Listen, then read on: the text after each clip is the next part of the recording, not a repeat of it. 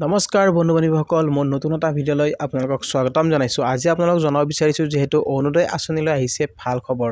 যিহেতু লাখ লাখ মহিলাই লাভ কৰিব অৰুণোদয় আঁচনিৰ ধন। তো কেতিয়া দিয়া হ'ব এই ধন? যিহেতু আপোনালোকে সকলোৱে জানে অহা 10 মে'ত লাভ কৰিব অৰুণোদয় আঁচনিৰ ধন 1250 টকা। আপুনি পাবনে নাপায়? কোনসকল মহিলাই লাভ কৰিব এই 1250 টকা? এবাৰ যিহেতু মুখ্যমন্ত্ৰীয়ে ঘোষণা কৰিছে যিহেতু নতুন হিতাধিকাৰীও লাভ কৰিব অৰুণোদয় আঁচনি ধন। তো কিমান দূৰ সঁচা? তো বলকচোন ভিডিঅ'টো জানি লওঁ আৰু কোনে কোনে পাব এইবাৰ এই আঁচনিৰ ধন আৰু কোনে কোনে নাপায়। তো সকলোখিনি কথা আজি মই ভিডিঅ'ত জনাম। তো গতিকে ভিডিঅ'টো কোনো স্কিপ নকৰিব, শেষলৈকে চাই থাকিব। তো বলক ভিডিঅ'টো আৰম্ভ কৰোঁ। Welcome to my channel good luck Assam. তো গাইজ আপোনালোকক যিহেতু জনাব বিচাৰিছোঁ অহা 10 মে'ত মুকলি কৰি দিয়া হ'ব অৰুণোদয় আঁচনিৰ কিস্তি। মানে আপোনালোকে আপোনাৰ বেংক একাউণ্টত সোমাব যিহেতু 1250 টকা। তো আপুনি পাবনে নাপায়? তো মুখ্যমন্ত্ৰীয়ে যিহেতু জনাইছে যে সকলোৰে একাউণ্টত যিহেতু দিয়া হ'ব এই ধন, এবাৰ সকলোৱে লাভ কৰিব। যদি আপোনাৰ সকলো ঠিকে আছে, আপুনি যদি আগতে কিস্তি পাই আছে, আপোনাৰ যদি ভেৰিফাই হৈ গৈছে, সকলো প্ৰচেছ যদি আপোনাৰ হৈ গৈছে, তেনেহ'লে আপুনি লাভ কৰিব এই 1250 টকা। আৰু নতুন হিতাধিকাৰীসকলক যিহেতু কোৱা হৈছে যে এবাৰ নতুন হিতাধিকাৰীসকলেও লাভ কৰিব অৰুণোদয় কিস্তি। আগতে যিবিলাক নতুন হিতাধিকাৰী এপ্লাই কৰিছিলে বা কিছুমানৰ নাম থকাৰ পিছতো পোৱা নাছিলে বা কিছুমানৰ ভেৰিফাই প্ৰক্ৰিয়া হয়তো সম্পূৰ্ণ হোৱা নাছিলে, যদি আপোনাৰ ভেৰিফাই প্ৰক্ৰিয়াখিনি যদি সম্পূৰ্ণ হৈছে, আপোনাৰ যদি সকলো ঠিকে আছে, তেনেহ'লে আপুনি লাভ কৰিব এই 1250 টকা। আৰু বিধৱা মহিলাসকলেও লাভ কৰিব এই সুবিধা। যিহেতু আগতে বিধৱা মহিলাসকলে যিহেতু 300 টকা পাইছিলে বা এবাৰ আপোনালোকক যিহেতু কৈছে যে চৰকাৰে 1250 টকা কৰি দিয়া হৈছে, কিন্তু 1250 টকা আগৰবাৰো পাইছিলে, এবাৰো যিহেতু লাভ কৰিব। যদি কিছুমানে পেণ্ডিং হৈ আছে বা পোৱা নাই, তেনেহ'লে আপুনি কি কৰিব লাগিব মই আপোনালোকক সকলোখিনি কৈ আছোঁ। আৰু অৰুণোদয় আঁচনিৰ যিহেতু 30 এখন ফৰ্ম ওলোৱা হৈছে, তো সেই ফৰ্মখন আপুনি পাইছে নেকি? অৰুণোদয় 30 ফৰ্মখনৰ কথা ক'ব খুজিছোঁ। অৰুণোদয় 30 যদি আপুনি আবেদন কৰিছিলে, তেতিয়াহ'লে সেই ফৰ্মখন আপুনি ফাইল কৰিছে নেকি? সেই ফৰ্মখন আপুনি ক'ত লাভ কৰিব? তো আপোনালোকক মই ক'ব খুজিছোঁ যে এই ফৰ্মখন আপোনালোকক মই যিখন ফৰ্ম ইতিমধ্যে যিহেতু কেইদিনমান আগতে প্ৰকাশ হৈছিলে বা সেই ফৰ্মখন এতিয়া যিহেতু বন্ধ কৰি দিয়া হৈছে, তো সেই ফৰ্মখনৰ বিষয়ে আপোনালোকক ক'ব খুজিছোঁ। এই ফৰ্মখন যদি আপুনি ফাইল কৰিছে, তেতিয়াহ'লে আপুনি অৰুণোদয় আঁচনি পাবনে নাপায়? তো অৰুণোদয় আঁচনি আপুনি কেনেকৈ লাভ কৰিব? অৰুণোদয় আঁচনি লাভ কৰিবলৈ হ'লে কি কৰিব লাগিব? চাওক, এতিয়া যিহেতু নিৰ্বাচনৰ সময়ত এখন ফৰ্ম দিয়া হৈছিলে, কিন্তু সেই ফৰ্মখন বন্ধ কৰা হৈছে, কিন্তু সেই ফৰ্মখন আপুনি যদি ফাইল কৰিছে, তেনেহ'লে পাবনে নাপায়? তো ফৰ্মখনৰ বিষয়ে আপোনালোকক কৈ আছোঁ। তো এই ফৰ্মখন আপোনালোকক মই ইয়াত স্ক্ৰীনত দেখুৱাব খুজিছোঁ। এই ফৰ্মখনত যিহেতু লিখা আছে, তো কি লিখা আছে আপোনালোকক দেখুৱাব খুজিছোঁ। তো গাইজ আপোনালোকে এই ফৰ্মখন বিষয়ে আপোনালোকে যিহেতু জানি লোৱাটো দৰকাৰ। যদি আপুনি এই ফৰ্মখন লাভ কৰিছে, তেনেহ'লে আপুনি ফাইল কৰিছে নেকি? যদি ফাইল কৰিছে, আপুনি লাভ কৰিবনে অৰুণোদয় আঁচনি? তো কিমান দূৰ সঁচা? তো বলকচোন। তো এই ফৰ্মখন আপোনালোকক দেখুৱাব খুজিছোঁ স্ক্ৰীনত। তো ইয়াত আপোনালোকক যিহেতু লিখিছে, যিহেতু ইয়াত আপোনালোকে এটা বস্তু লক্ষ্য কৰিছে, যিহেতু ইয়াত পদুম ফুলৰ ছবি দিয়া হৈছে, কিন্তু এই পদুম ফুলৰ ছবিটো দিয়াৰ পিছত আপুনি পাবনে অৰুণোদয় কিস্তি? অৰুণোদয় আপুনি লাভ কৰিবনে? তো ইয়াত আপোনালোকৰ যিহেতু এই বস্তুটো যিহেতু প্ৰব্লেম, তো আপোনালোকে সকলোৱে গম পাইছে যে এই ফৰ্মখন আচলতে নিৰ্বাচনৰ কাৰণে দিয়া হৈছিলে, কিন্তু এই ফৰ্মখন আপোনালোকৰ মানে এতিয়া যিহেতু এই ফৰ্মখন নাই, এই ফৰ্মখন যিহেতু বন্ধ কৰি দিয়া হৈছে, নিৰ্বাচন আয়োগে যিহেতু এই ফৰ্মখন বন্ধ কৰি দিছে, কিন্তু এই ফৰ্মখন আপুনি ফাইল কৰিলে নাপায়। কিন্তু তাৰ কাৰণে আপোনালোকে এতিয়া চাওক, এই ফৰ্মখন যদি আপোনালোকে কিছুমানে ফাইল কৰিছে বা কিছুমানে ফাইল কৰা নাই বা কিছুমানে পোৱা নাই, যদি আপুনি পাইছে তেনেহ'লে যদি ফাইল কৰিছে বা পাবনে নাপায়। তো এতিয়া আপোনালোকে চাওক, এই ফৰ্মখনত কি লিখিছে? এই ফৰ্মখনত যিহেতু লিখিছে ৰেচন কাৰ্ড থকা প্ৰতিটো পৰিয়াললৈ পৰ্যায়ক্ৰমে অৰুণোদয় আঁচনি। যদি আপোনাৰ ৰেচন কাৰ্ড আছে, তেনেহ'লে আপুনি লাভ কৰিব মানে অৰুণোদয় আঁচনি, যদি আপোনাৰ ৰেচন কাৰ্ড থাকে। আৰু ইয়াত লিখিছে ইয়াত ডাবল ইঞ্জিন চৰকাৰৰ যিহেতু গেৰেণ্টি, ডাবল ইঞ্জিন চৰকাৰৰ যিহেতু গেৰেণ্টি দিয়া হৈছে ইয়াত, ঠিক আছে। আৰু এই ফৰ্মখন আপুনি কেনেকৈ ফাইল কৰিব? ফাইল কৰা ইয়াত প্ৰস্তুতি মানে কেনেকৈ দিয়া হৈছে ফৰ্মখনৰ? তো ফৰ্মখনৰ ইয়াত আপোনালোকৰ লিখা আছে যিহেতু ৰেচন কাৰ্ড থকা পৰিয়ালৰ মুৰব্বীৰ নাম। কিন্তু এই ফৰ্মখন আপোনালোকে চাব, এই ফৰ্মখনত একচুৱেলি ইয়াত গোটেইখিনি বস্তু ইয়াত ইমান ভালদৰে নাই। যিখন 20 ফৰ্ম আছিলে, আগৰ যিখন ফৰ্ম দিছিলে, সেই ফৰ্মখনত আপোনালোকৰ গোটেইখিনি ডিটেইলছ আছিলে। ইয়াত আপোনালোকৰ যিহেতু এই ফৰ্মখনত আপোনাৰ পদুম ফুল দিয়া আছে, কিন্তু সেইখন হৈছে আপোনাৰ অৰিজিনেল ফৰ্ম, যিখন ফৰ্ম আগতে দিছিলে। আৰু সেই ফৰ্মখনৰ দ্বাৰাই যিহেতু বহুতো লোকে লাভ কৰিছে অৰুণোদয়, কিন্তু এইখন ফৰ্ম আপুনি ফাইল কৰিলে নাপাব। কিন্তু আপোনালোকে ইয়াত চাওক বস্তুটো কি লিখা আছে, মই দেখুৱাব খুজিছোঁ।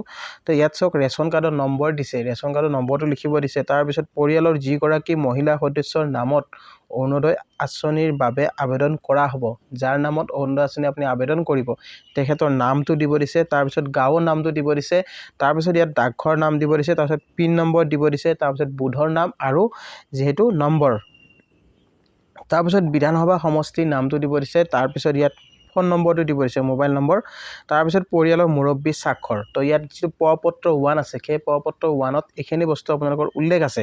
আৰু প্ৰপত্ৰ 2ত কি দিয়া আছে চাওক, প্ৰপত্ৰ 2 যিখন আছে সেইখনত আপোনালোকৰ ইয়াত লিখিছে তো যে প্ৰধানমন্ত্ৰী জীৱন জ্যোতি বীমা যোজনা আৰু প্ৰধানমন্ত্ৰী সুৰক্ষা বীমা যোজনা। এইটো কথা সঁচা, যিহেতু আপোনালোকে সকলোৱে জানে, যিহেতু মুখ্যমন্ত্ৰী ঘোষণা কৰিছিলে যে আপোনালোকে এইখিনি সুবিধা পাব, মানে আপোনালোকক এটা বিনামূলীয়া ইঞ্চুৰেঞ্চ কৰি দিয়া হ'ব যদি আপুনি অৰুণোদয় আঁচনি লাভ কৰে। এতিয়া কথাটো হৈছে কি পুৰণি হিতাধিকাৰীয়ে লাভ কৰিব নে নতুন হিতাধিকাৰীয়ে লাভ কৰিব। তো ইয়াত তেনেকৈ উল্লেখ কৰা নাই বস্তুটো যে আপুনি পুৰণি হিতাধিকাৰীয়ে লাভ কৰিব বা নতুন, যিটো মুখ্যমন্ত্ৰীয়ে কৈছে যে পুৰণি আৰু নতুন সকলোৱে, তাৰমানে আপোনাৰ যদি অৰুণোদয় আঁচনি লাভ কৰে তেনেহ'লে আপুনি এই বীমা যোজনা মানে আপুনি ইঞ্চুৰেঞ্চ আপুনি লাভ কৰিব পাৰিব। কিন্তু ইয়াত ইঞ্চুৰেঞ্চ, ইয়াত কি ইঞ্চুৰেঞ্চ দিয়া হ'ব, যিটো প্ৰধানমন্ত্ৰী জীৱন জ্যোতি বীমা যোজনা আৰু প্ৰধানমন্ত্ৰী সুৰক্ষা বীমা যোজনা, যিহেতু ইঞ্চুৰেঞ্চ আপোনালোকে লাভ কৰিব পাৰিব। ইয়াত কোনো ধৰণৰ আপুনি প্ৰিমিয়াম গ্ৰহণ কৰিব নালাগে। আপুনি জানেনে ইয়াত কি লিখিছে চাওক, আপোনাৰ ৰেচন কাৰ্ডখন আপোনাৰ পৰিয়ালৰ এক অভেদ্য সুৰক্ষা কৱচ। আপোনাৰ ৰেচন কাৰ্ডখনেই যিহেতু মেইন। তাৰপিছত ৰেচন কাৰ্ড থকা প্ৰতিটো পৰিয়াললৈ যিহেতু বিজেপি চৰকাৰে আগবঢ়াইছে আয়ুষ্মান কাৰ্ডৰ সুবিধা। যদি আপুনি ৰেচন কাৰ্ড লাভ কৰিছে তেনেহ'লে আপুনি আয়ুষ্মান কাৰ্ড লাভ কৰিছে। তো আৰু ইয়াত কৈছে যে বিনামূলীয়া চিকিৎসা সেৱা, লগতে আপোনালোকক বিনামূলীয়া চিকিৎসাও প্ৰদান কৰা হৈছে। তো কিছুমানে যিহেতু ৰেচন কাৰ্ড যিহেতু পাইছে, পোৱাৰ পিছত যিহেতু আয়ুষ্মান কাৰ্ডো লাভ কৰিছে, আৰু যদি পোৱা নাই তেতিয়াহ'লে আপুনি আয়ুষ্মান কাৰ্ড এপ্লাই কৰিব পাৰিব, লাভ কৰিব। তদুপৰি পৰিয়ালটোৰ মূল উপাৰ্জনকাৰী বিনামূলীয়া জীৱন জ্যোতি বীমা আৰু দুৰ্ঘটনা বীমা প্ৰদান কৰা হ'ব। যদি আপোনাৰ এই অৰুণোদয় আঁচনি আপুনি যদি লাভ কৰে, এই ইঞ্চুৰেঞ্চৰ সুবিধা দিয়ে, আপুনি যিহেতু বীমা আপুনি লাভ কৰিব, লগতে আপোনালোক দুৰ্ঘটনা, জীৱন বীমা আৰু দুৰ্ঘটনা, যদি আপোনাৰ এক্সিডেণ্ট, যদি আপোনাৰ কিবা হৈ যায় দুৰ্ঘটনা, তেনেহ'লে সেই এক্সিডেণ্ট বেনিফিটটো আপোনালোকে লাভ কৰিব পাৰিব। আৰু ইয়াত কৈছে এতিয়াৰ পৰা প্ৰধানমন্ত্ৰী জীৱন জ্যোতি বীমা যোজনা আৰু প্ৰধানমন্ত্ৰী সুৰক্ষা বীমা যোজনাৰ বাৰ্ষিক প্ৰিমিয়ামৰ সম্পূৰ্ণ দায়িত্ব গ্ৰহণ কৰা হ'ব। যিহেতু আপোনালোকে কোনো ধৰণৰ প্ৰিমিয়াম গ্ৰহণ কৰিব নালাগে, সকলো যিহেতু চৰকাৰে গ্ৰহণ কৰিব, আপুনি মাত্ৰ অৰুণোদয় আঁচনি যিহেতু পালে হ'ল। যদি আপুনি অৰুণোদয় আঁচনি লাভ কৰে তেনেহ'লে এই সুবিধা আপুনি লাভ কৰিব পাৰিব।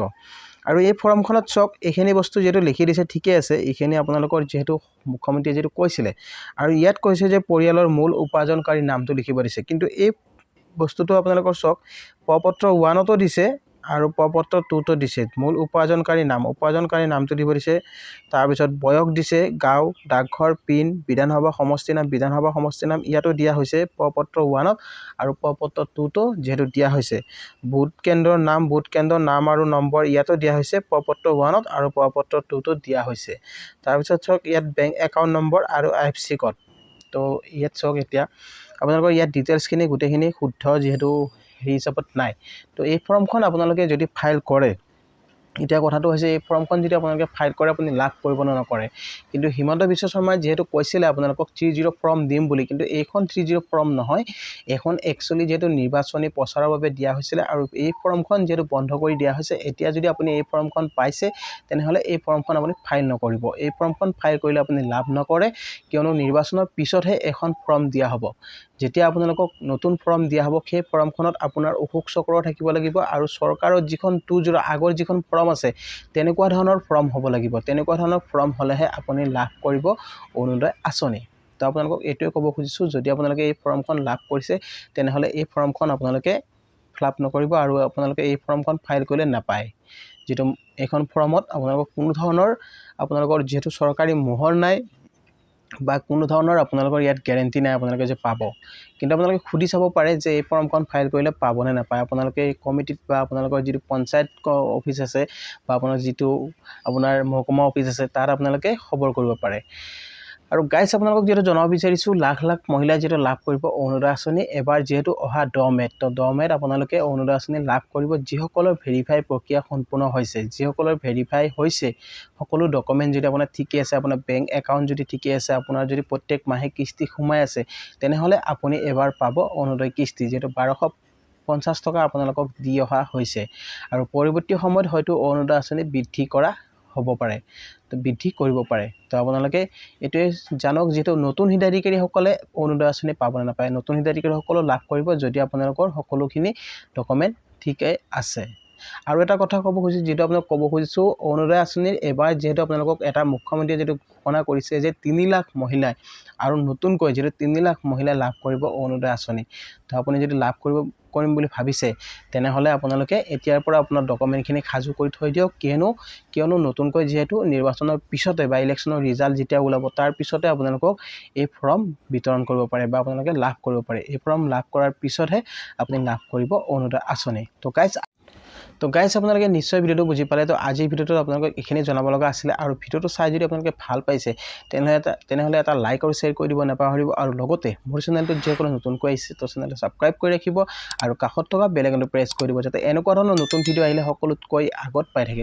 তো গাইজ আজিলৈ ইমানে। জয় অসম।